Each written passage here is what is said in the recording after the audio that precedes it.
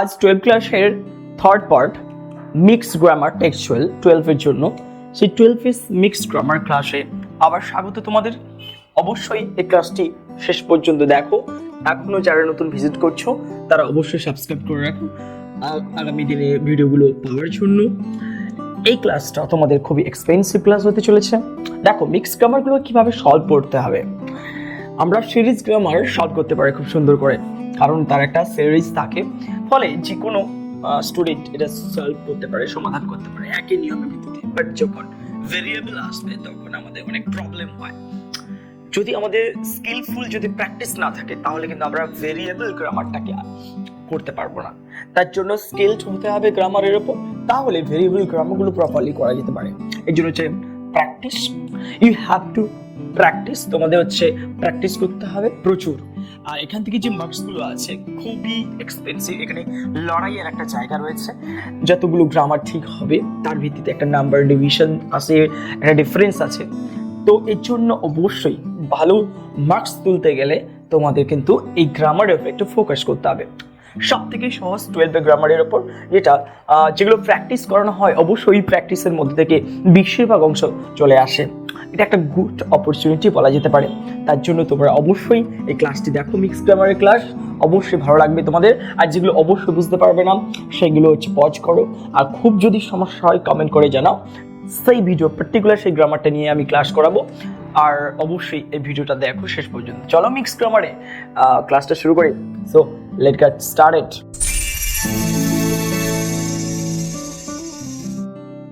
আচ্ছা, তোমাদের ফার্স্ট গ্রামারটা রয়েছে, ভালো করে দেখো।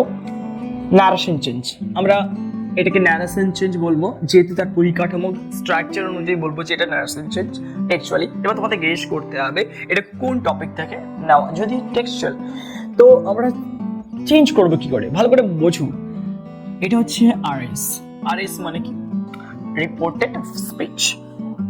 সেট রিপোর্টিং ভার্ব, দুটো অংশ রয়েছে আমরা জানি ন্যাচারালি।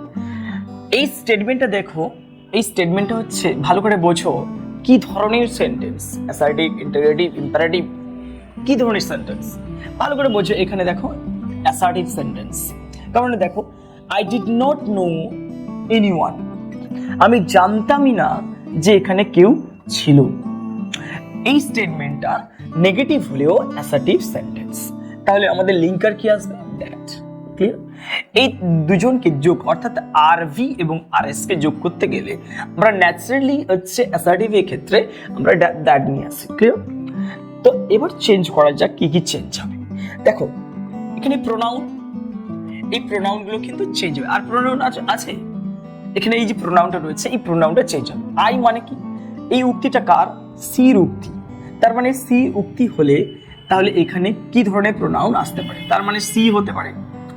তাহলে আমরা প্রোনাউন চেঞ্জটা এরকম ভাবে কিন্তু করতে পারি। এবার হচ্ছে দেখো ডিড নট, এই যে ভার্বের কাছে একটা চেঞ্জ আছে।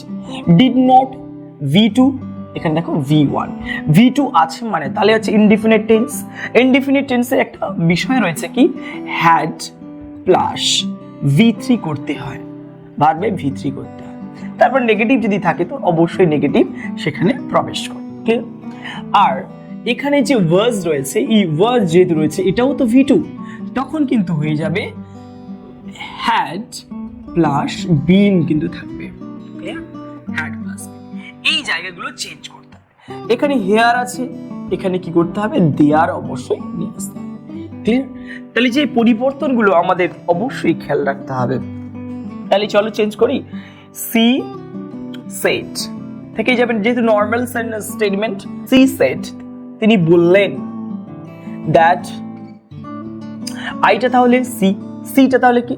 সি হবে। এখানে কি হবে? সি এসে যাবে। ডিড নট, তাহলে ডিড নট, ডিড কেটে গেল, নট, তাহলে ডিড এর পরিবর্তে আমরা হ্যাড বসিয়ে দিলাম। তারপর আমরা নট বসালাম। এই নো এর V3 করলে নোন হয়ে যাবে, নোন। তাহলে নোন তার মানে V3, আর এটা perfect tense, past perfect tense. Past indefinite থাকলে পাস্ট পারফেক্ট টেন্স বলা হয় থাকে। Anyone, else, else. Was থাকলে had been, had been. Here থাকলে তাহলে দেয়ার হচ্ছে। এইরকম ভাবে আমরা সিম্পল লজিক খাটিয়ে আমরা কিন্তু চেঞ্জ করতে পারি, কিন্তু বারংবার ভুল হয়। আমরা এটা চেঞ্জ করি বাট এটা চেঞ্জ করতে ভুলে যাই, এই অংশটা চেঞ্জ করি কিন্তু এই অংশটা চেঞ্জ করতে ভুলে যাই। এটা করলে হবে না, তাহলে কিন্তু ভুল হবে। ঠিক আছে, তাহলে প্রপারলি তোমাকে ক্রাইটেরিয়া মানতে হবে এবং সেটাকে সলভ করতে হবে। she said that, তিনি বললেন যে she had not known anyone, তিনি জানতেনই না, else কাউকে, had been there, ওখানে ছিল। ক্লিয়ার ব্যাপারটা? চলো নেক্সট গ্রামারে আমরা চলে যাই। however, যাই হোক, all necessities, সমস্ত প্রয়োজনীয়তাগুলো, where ছিল, provided মানে কি প্রস্তুত করা হতো। ঠিক আছে, আচ্ছা ভয়েস চেঞ্জ। এবার তোমাকে আইডেন্টিফাই করতে হবে কোন ভয়েসে এটা রয়েছে, আলটিমেটলি কোন ভয়েসে এটা রয়েছে আলটিমেটলি, এটা তোমাকে কিন্তু বুঝতে হবে। ভালো করে দেখো, ভার্বের কাছে দেখলেই তুমি বুঝতে পারবে কি রয়েছে, অ্যাক্টিভ না প্যাসিভ কন্ডিশন। যেখানে সাবজেক্ট নিজে থেকে কাজ করে, আবার সাবজেক্টকে দিয়ে করাবে। সাবজেক্ট যখন নিজে থেকে কাজ করবে তখন সেটাকে বলে অ্যাক্টিভ ভয়েস, আর সাবজেক্টকে দিয়ে কাজ করা হবে মনে হয় তখন সেটাকে প্যাসিভ। আমরা আইডেন্টিফাই করতে গেলে একটা সেন্টেন্সকে সহজে ভার্বকে ফোকাস করলে আমরা পেয়ে যাব।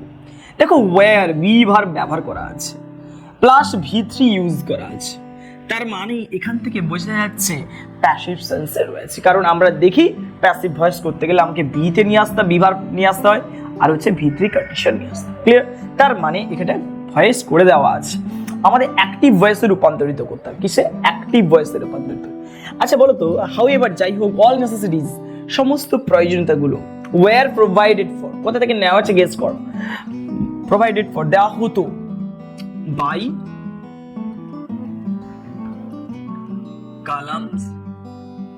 কালামস ফাদার, হ্যাঁ কি না? কালামস ফাদার স্ট্রং রুট থেকে নেওয়া, তাই তো? তাহলে আমরা সিম্পল বাই কেটে দেব, ওয়্যার কেটে দেব, অ্যাক্টিভ ভয়েসে যেহেতু রূপান্তরিত করব, তাহলে অ্যাকচুয়ালি এই বাইয়ের পরের অংশটাকে বলে অবজেক্ট পার্ট, এটা হচ্ছে ভার্ব, এটা হচ্ছে সাবজেক্ট পার্ট। জাস্ট অ্যাক্টিভ ভয়েসে রূপান্তরিত করার জন্য আমরা ঠিক একই রকম সেই রকম ভাবে যে এই যে অবজেক্ট রয়েছে এই অবজেক্টকে সামনে নিয়ে আসবো। তার আগে যে এই অংশটা আছে হাউএভার বসে দাও, হাউএভার কালাম ফাদার, ওকে, সাবজেক্টে রূপান্তরিত হয়েছে। যেহেতু বি ভার্ব নেই, তার মানে মূল ভার্বটার V3 ছিল, আর V3 ইডি তে রয়েছে, আর V2 হতে গেলে ও একই ফর্মে থেকে যায়। তাহলে অল প্রোভাইডেড ফর, বাদ বাকি যে সাবজেক্ট রয়েছে সেটাকে আমি এখানে প্লেস করে দেব, এটাকে এর অবজেক্ট হিসেবে ব্যবহার করব। all necessities,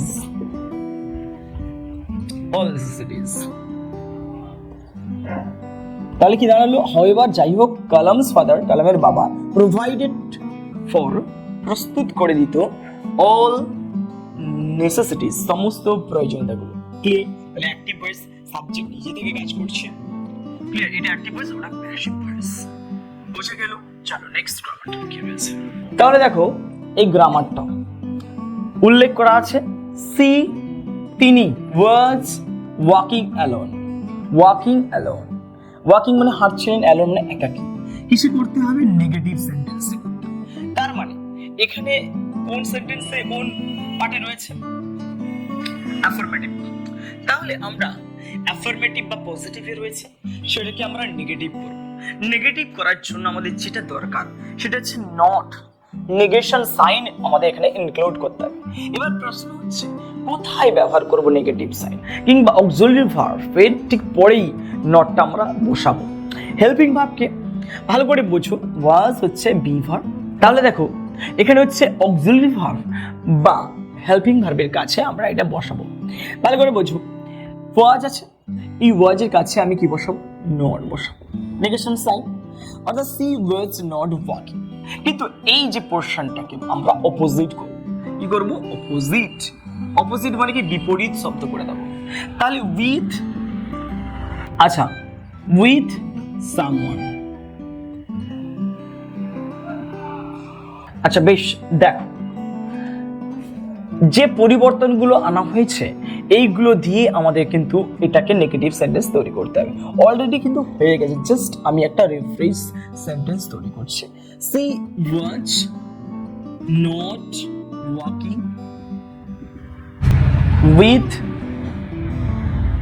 someone. C was not walking with someone, তার মানে তিনি হাঁটছিলেন একাকী, তিনি হাঁটছিলেন না কারোর সাথে, তার মানে একাকী। তাহলে এইরকম ভাবে আমরা নেগেটিভ সেন্টেন্স থেকে অ্যাফার্মেটিভ সেন্টেন্স থেকে নেগেটিভ সেন্টেন্স বানাতে পারি। ক্লিয়ার? চলো নেক্সট গ্রামার কি রয়েছে দেখো। এই গ্রামারটা বেশ দারুণ grammar, interchange of parts of speech. তোমাকে যে দাগ দেওয়া আছে ভালো করে বোঝো, এই যে দাগ দেওয়া আছে এইটাকে কি করতে হবে, নাউন ফর্মে করতে হবে। প্রশ্ন হচ্ছে এটা কোন ফর্মে আছে, তাহলে ভার্ব ফর্মে আছে, আবার V2 কন্ডিশনে আছে। তাহলে এই যে ভার্বটাকে কি করতে হবে, নাউনে রূপান্তরিত করতে হবে, অবভিয়াসলি অর্থটাকে বজায় রেখে। তো চলো আমরা সলভ করি।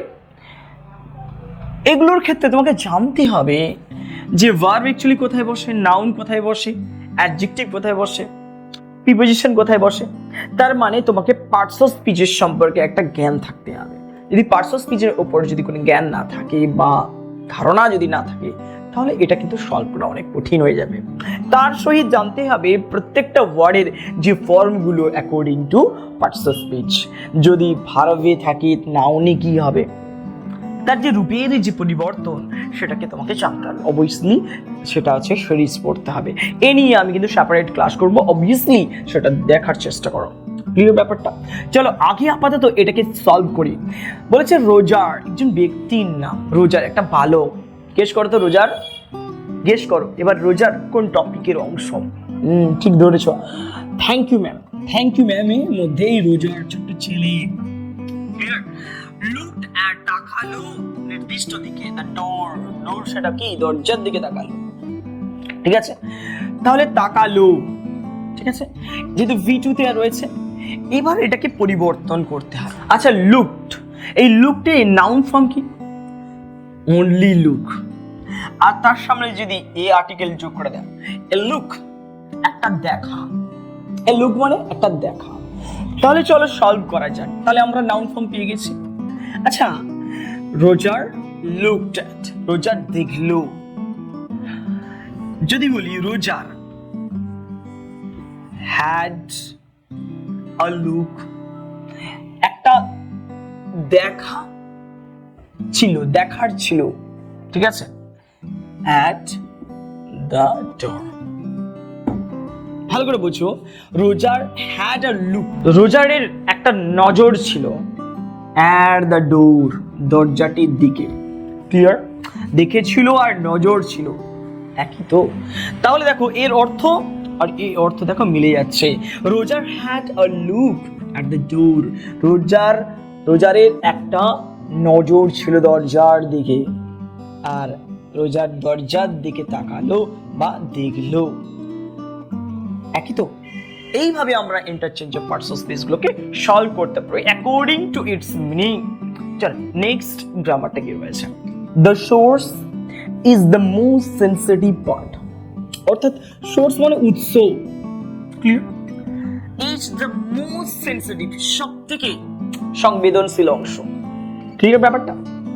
তাহলে আমরা পজিটিভ ডিগ্রি করার সময় কি করব, ডিগ্রি চেঞ্জ, আর লাইনটা কোথা থেকে নেওয়া হয়েছে, অন ক্লিংয়ের ট্রি থেকে। ক্লিয়ার ব্যাপারটা? তাহলে the source is the most sensitive part, তাহলে এটা চেঞ্জ করবো পজিটিভ। তো প্রথমত এটাকে এরকম ভাবে চেঞ্জ করতে পারি। আগে বুঝে নি এর মধ্যে কোনটা চেঞ্জ হবে। এটা হচ্ছে কি বলা হচ্ছে অ্যাডজেক্টিভ, এটা হচ্ছে নাউন। আমরা জানি অ্যাট্রিবিউটিভ কন্ডিশনে অ্যাডজেক্টিভ সামনে থাকে, নাউনের সামনে থাকে। তো এটাকে চেঞ্জ করতে হবে। আগে বোঝো কোন ফর্মে রয়েছে, কোন ডিগ্রিতে রয়েছে। দা আছে মানে সুপারলেটিভ ডিগ্রি, মোস্ট রয়েছে আরো আইডেন্টিফাইড করা গেল, তার মানে এটা সলিড বা স্ট্রং অ্যাডজেক্টিভ। ক্লিয়ার? এটাকে পরিবর্তন করতে হবে। নাও তাহলে আমরা করতে পারি no other part, no other part singular, singular. Okay, other part হচ্ছে সিঙ্গুলার, তাই এই অংশটাকে নেগেটিভ দিয়ে আমরা পজিটিভ করছি নো আদার পার্ট। এরপর সিঙ্গুলার যেহেতু আছে এই টেন্স অনুযায়ী আমরা কি বসাতে পারি, এর সঙ্গে বসাবো ইজ। এই ইজটা কিন্তু বসলো না, এর সাপেক্ষে এর টেন্স ভিত্তিতে কি করা হলো, ইজ বসানো। ক্লিয়ার ব্যাপারটা? তাহলে নো আদার পার্ট ইজ, আমরা দা কেটে দিলাম, মোস্ট কেটে দিলাম। পরে রয়েছে কি সেন্সিটিভ, তাহলে as sensitive, sensitive as the source, the source. No other part is as sensitive as the source. বলছি যে কোনো অংশই উৎসের মতন এত সংবেদনশীল নয়, তার মানে উৎস হচ্ছে সব থেকে সংবেদনশীল জায়গা, ক্লিয়ার বা অংশ। আমরা এই ডিগ্রিটা বুঝতে পেরেছি, না পারলে কমেন্ট করো, আবার বোঝাবো। অবভিয়াসলি সেটা পজ করতে পারো, তাও বোঝাবো। আর ডিগ্রির যে সমস্ত খুঁটিনাটি ক্লাস আমি কিন্তু অলরেডি এই চ্যানেলেই আপলোড করে রেখেছি বেসিক লেভেল। যদি তোমাদের বেসিক লেভেলটা খুবই সমস্যা থাকে অবভিয়াসলি সেটা সার্চ করো, চ্যানেলে গিয়ে পেয়ে যাবে বেসিক লেভেলের যে ডিগ্রি চেঞ্জের পোর্শনগুলো। ক্লিয়ার? চলো নেক্সট গ্রামারে আমরা যাই। আচ্ছা, এবার গ্রামারটা বুঝতে পারছো? এই গ্রামারটা কিন্তু দুটো সেন্টেন্স রয়েছে, এই দুটো সেন্টেন্সকে জয়েন করতে হবে। অ্যাকচুয়ালি দুটো সেন্টেন্সকে আমরা জয়েন করব, অ্যাকচুয়ালি জয়েনিং। ক্লিয়ার? এই আমরা জয়েনিং করব, কিসে জয়েনিং করব? কমপ্লেক্সে। আমরা জয়েনিং এর ক্লাস দেব, অবশ্যই ভালো করে বুঝে নেবে। যেহেতু মিক্স ক্লাস, সামনে পরীক্ষা, আপাতত টেক্সচুয়াল গ্রামারটাকে সলভ করা যাক ট্যাকটিক্স নিয়ে। ভালো করে বোঝো, এ পিলো একটা বালিশ ইজ কেপ্ট রাখা হয় বিনিথ দ্য সোলজার সেট, সৈনিকের মাথার ঠিক নিচে। It is made of fern, এটা কিন্তু ফার্ন গাছের বানানো, ঠিক আছে? It is made of fern, এটা ফার্ন গাছের বানানো। ভালো করে দেখো আমরা কিভাবে সলভ করব। A pillow is kept beneath the soldier head, সৈনিকের মাথার নিচে একটা বালিশ রয়েছে। ইট ইজ মেড, তাহলে ইটটা কোনটা? এই যে pillow, is made of fern, তার মানে is made of fern, fern গাছে তৈরি। তাহলে এটা পিলোর একটা গুণ প্রকাশ পাচ্ছে, তার মানে অ্যাডজেক্টিভ ক্লজ দিয়ে আমরা জয়েন করতে পারি। অ্যাডজেক্টিভ ক্লজে কোন পার্ট? নন ডিফাইনিং রিলেটিভ ক্লজ দিয়ে করতে পারি। চলো আমরা প্রথমত আমাদের নাউন যেটা রয়েছে সেটাকে আমরা নিয়ে নেব। প্রথম হচ্ছে কার গুণ প্রকাশ পাচ্ছে? এই নাউনের গুণ প্রকাশ পাচ্ছে, এটাকে আগে লিখে নাও। এ পিলো, পিলো।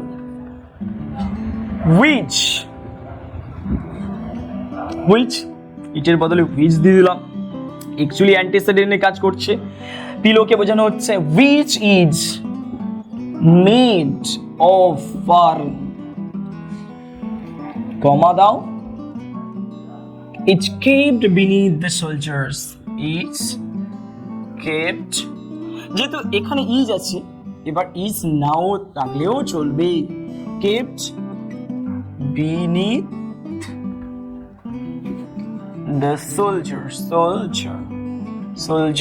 head. আপিলো একটা হচ্ছে বালিশ, which is made যেটা বানানো হয় of ফার্ন গাছের, it's kept রাখা হয় beneath the soldier's head সৈনিকের মাথার নিচে। আমরা খুব সুন্দর করে এটাকে কিন্তু সলভ করতে পারলাম। আজ মিক্সড ক্লাসটা তোমাদের কেমন লেগেছে অবভিয়াসলি কমেন্টস করে জানাও, এবং এই ভিডিওটি অবশ্যই লাইক করো। যারা নতুন ভিজিট করছো সাবস্ক্রাইব করে রাখো। আর সাবস্ক্রাইব করলে কোনো সমস্যা নেই, সাবস্ক্রাইব করলে জাস্ট যখন আমি ভিডিওটা আপলোড করবো আগামী ভিডিওগুলো জাস্ট একটা নোটিফিকেশন যাবে, প্রয়োজন হলে দেখো, না হলে ডিলিট করা যায়, এর জন্য কোনো প্রাইস লাগে না। তাই সাবস্ক্রাইব করে রাখো, কখন কোন মুহূর্তে যে প্রয়োজন হবে কেউ জানে না। তো অবভিয়াসলি হচ্ছে সাবস্ক্রাইব করতে কোনো প্রাইস লাগে না, জাস্ট একটা পুশ করতে আগে সাবস্ক্রাইব করতে। চলো, যেহেতু informative class, educational class, subscribe করতে কোনো সমস্যা নেই। চলো, আজকের ভিডিওটা তোমাদের কেমন লেগেছে অবভিয়াসলি কমেন্ট করে জানাও। আর আজকের জন্য এইটুকুই। মিক্স গ্রামারে ছোট্ট ছোট ক্লাস যেগুলো মিক্স গ্রামার লজিক দিয়ে শেখাবো, ভিডিও বড় করব না। এই ছোট ছোট ভিডিওর মধ্যে দিয়ে আমাদের আগামী দিনে পরীক্ষার প্রিপারেশন আমরা নেব। গ্রামার এর সঠিক মার্কস তুলতে গেলে আমাদের ভালো করে গ্রামারগুলো বুঝতে হবে। টেক্সচুয়ালি গ্রামার এতটাই প্র্যাকটিস করো যে গ্রামারগুলো যেন মুখস্থ হয়ে যায়। Thank you so much for watching this video.